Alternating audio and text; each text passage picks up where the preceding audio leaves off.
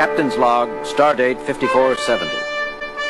The Enterprise is on routine patrol on the outer fringes of Federation territory, facing the intergalactic Gulf. We are preparing to terminate the patrol. Nothing unusual has been encountered. Log concluded. Captain? What is it, Mr. Sulu? I'm picking up all kinds of powerful radiation at extreme detector range. What kind of radiations, Lieutenant? I don't know, sir. Some of it's identifiable, and the rest resembles nothing I've ever seen before in my readouts. Check them yourself. Lieutenant Sulu is quite correct, Captain. The concentration of violent energies is extraordinarily intense. It resembles no natural phenomenon. Heading, Mr. Sulu? 308, 6 degrees, 000. Range? Range, Mr. Sulu. Closing, Captain, but the disturbances are so violent, I can't say for certain. 2 centers, possibly more, are involved. Very well. Change course to intercept. Lieutenant Uhura, sound yellow alert. Aye, Captain. Bridge to engineering. Engineering, Scott here, Captain.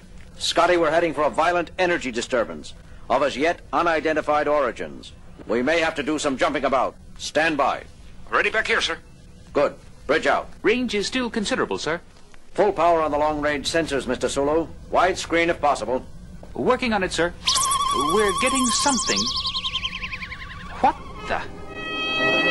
Most remarkable. What is it? I've never seen a ship like that before. Or of that size. What have you got, Mr. Spock?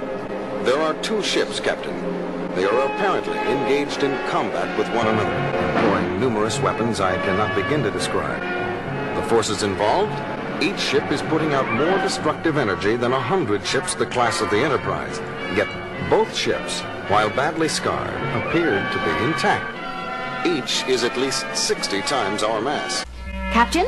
Yes, Uhura. Sir, both ships are broadcasting on several frequencies. I can't decipher what they're saying. The universal translator doesn't recognize either language. The words are apparently directed at each other. Put it on the speakers, Lieutenant. Yes, sir.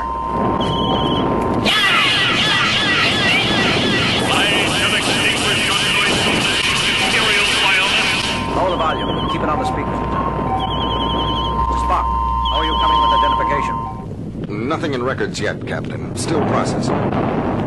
Intruder, identify thyself.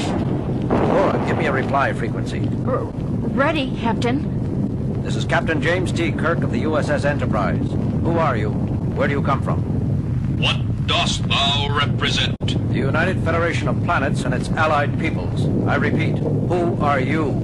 I am the Red Worm, 333rd Super Dreadnought of my class, built by the unified Dre peoples.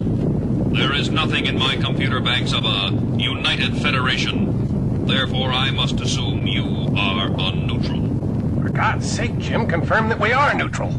It has been assumed, Doctor. Didn't you hear? Yes, but I don't want that thing to forget it. It's the biggest warship I ever saw. Except for the one it's fighting, of course. What ship? What ship? Identify yourself immediately! Uhura, did we just do that? This is a different frequency, Captain. The call is coming from the other ship. This is James Kirk, commanding the USS Enterprise, United Federation of Planets. We are... a neutral. Impossible! I, renderer of the next empire, have declared that all who are not allied with me are friends of the unmentionable Dre peoples! Sorry, but we really are neutral. We have nothing to do with either the Dre peoples, as you call them, or the Nax Empire. Spock, what have you got on those 2 stellar civilizations? I've never heard of either of them. Working on it, Captain. You must listen to me, or if you... I call on you to surrender your... Signals have faded out, Captain. They appear to have forgotten us already. They're fully occupied trying to destroy each other. And I have information on both groups. What is it, Spock? Where are they? They are no longer anywhere, Captain. According to mythological records, both races have been extinct in our galaxy for over 150,000 years. And know thou that I shall fight for another 150,000 or 150 million until the last remaining vestige of the blasphemous Nax are eliminated from existence. Where are your officers? Who am I speaking to? Which member of the crew? Crew? Officers? We of the Nax carry on for our builders and masters!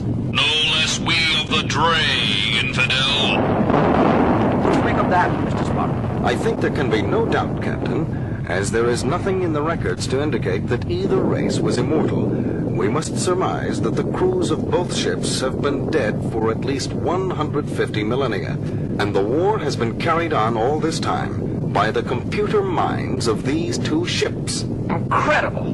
Well put, Doctor. Both ships have apparently survived on their own initiative, continuing to carry out the last orders of their living masters, repairing themselves, modifying their own structure, constantly developing new weapons and new defenses, each hunting for a crucial advantage over its opponent.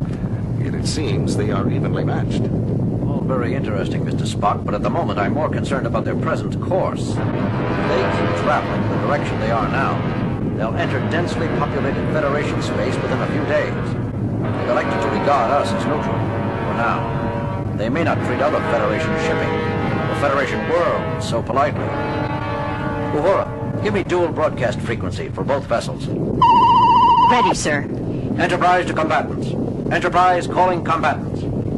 Listen, you two. You can reduce each other to Masons if you want.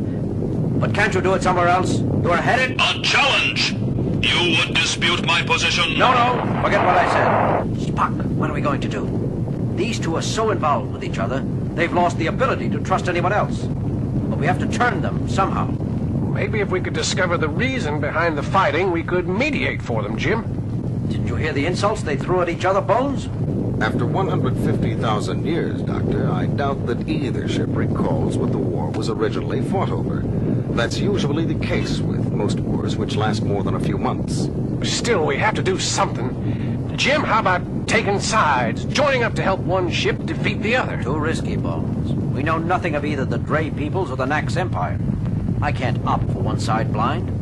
Besides, I doubt that the Enterprise would make one bit of difference for either side, considering the kind of energy weapons they're using. I doubt that our phasers and photon torpedoes could so much as irritate either vessel. And it could get the Enterprise blown clear to the Magellanic Clouds.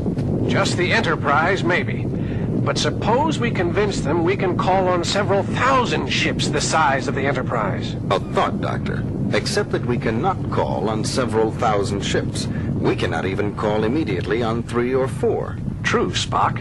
But they don't know that. It's worth a try, Bones. Uhura, sound red alert. To the red worm of the Dre peoples. Unless you change your course, you will soon be set upon by thousands of warships of the United Federation of Peoples and will be destroyed. And Renderer of the Nax Empire. Unless you break off and disengage from this sector, 10,000 cruisers of the UFP will appear to volatilize the last remnant of your empire. Sacrilegious interloper! Enemy of its Imperial Majesty, I have been deceived! Captain, both ships are changing course. Mr. Sulu, emergency overdrive, warp 8. That was close, Captain. They both fired at our former position. With their minor batteries, I reckon. However, they regard the threat seriously, it seems. Both vessels are currently in pursuit. Sulu? They're not closing, Captain. They're still too busy fighting each other, but we're not pulling away from them either. Good. I don't want to lose them. Yet. Kirk here. Go ahead, Mr. Scott. Captain, how long are we going to run at warp 8? We've got full deflector shields up too. We cannot maintain this kind of shielding and this speed for too long. I know, Scotty. Hang together down there a while longer yet. We'll do what we can, Captain. Scott out. Well, Bones, we got them to change their course. They're headed away from Federation-inhabited worlds now. That still leaves the problem of convincing them to leave us alone. Well, I don't know what to suggest, Jim. I didn't get that far. Great. Mr. Spock? I don't know what to suggest either, Captain. At this point, the crucial issue appears to be whether or not... A trick! I see through you now. There is no such thing as a United Federation of Planets. It was a low ploy of you, blasphemer, to attempt to fool me into assuming a weaker tactical position. You are quick, evil monster! Did you truly think to trick me, with such a feeble lie?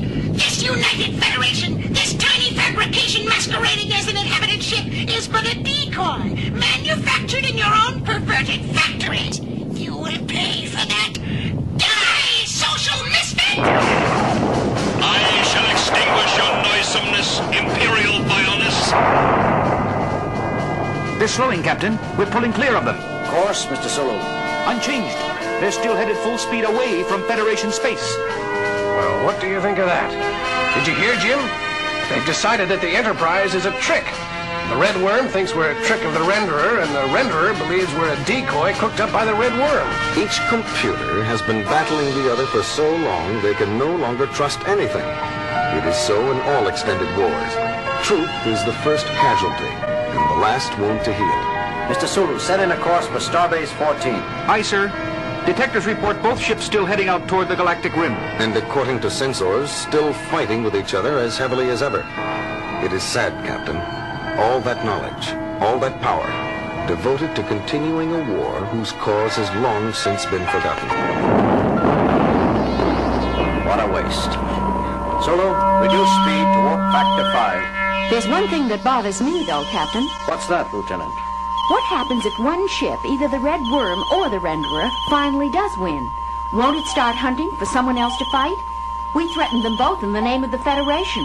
Won't the winner come looking for us? I wouldn't worry, Lieutenant Uhura. Both vessels have been in a state of constant warfare for 150,000 of our years, without either side gaining a lethal advantage. I think it's safe to say that they will continue to remain evenly matched for another 150,000 years. Let's hope so, Mr. Spock. Let's hope so.